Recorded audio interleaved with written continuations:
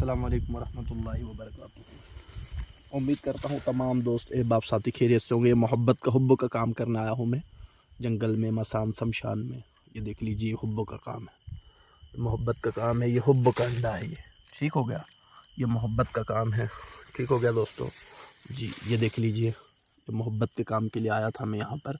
ये जंगल में चारों तरफ दिखा दीजिए, ये जंगल है, देख लीजिए दूर दूर तक के, ना कोई है, ना बंदा है, ना कोई है, देख लीजिए।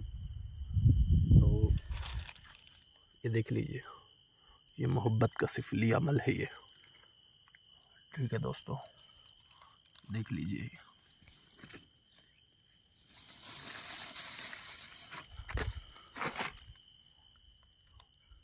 ये इत्र की बाटली इसके ऊपर डालना पड़ता है ये, ठीक है दोस्तों। तो उम्मीद करता हूँ कि आपको जो है ये वीडियो पसंद आई होंगी।